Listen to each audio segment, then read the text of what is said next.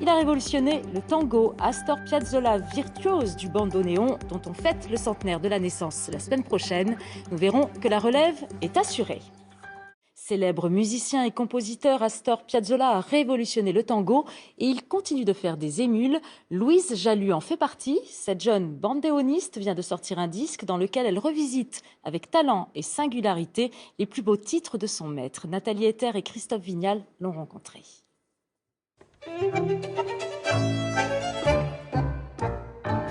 Un rythme unique, à la fois dansant et mélancolique.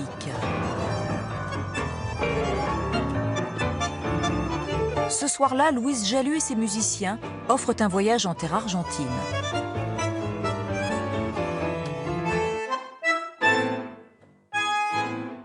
Le tango, source inépuisable d'inspiration pour la jeune femme, bandoneoniste depuis plus de 20 ans. Cet étrange instrument est né au milieu du 19e siècle en Allemagne.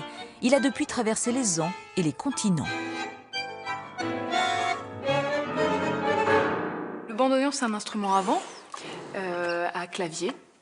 Et c'est comme un petit orgue portatif, en fait. Il a été utilisé pour remplacer l'orgue à l'origine dans les églises en Allemagne. Et il a été emmené en Argentine, où il est devenu l'instrument emblématique du tango. Buenos Aires, ses faubourgs et son tango. Dans les années 30, un petit garçon découvre le bandoneon dont il ne va plus jamais se séparer. Il s'appelle Astor Piazzolla.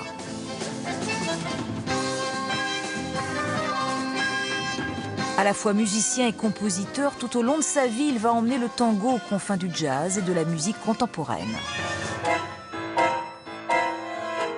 Aujourd'hui, à 26 ans, Louise Jalut suit sa trace. Elle et son quartet viennent de sortir un album en hommage à Piazzolla pour le centenaire de sa naissance.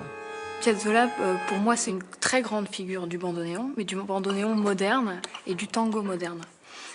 C'est quelqu'un qui voulait défendre sa musique et qui avait sur scène cette sincérité et cette rage. C'est au conservatoire de Gennevilliers que Louise a démarré le bandoneon. Elle avait 5 ans. Aujourd'hui, elle transmet à son tour sa passion. J'aime bien la manière qui s'ouvre et qui se pousse, qu'il y a une note quand on ouvre et une autre quand on pousse. Et il paraît que le bandoneon s'apprend vite, il faut juste une bonne oreille. La relève du grand Piazzolla semble donc assurée.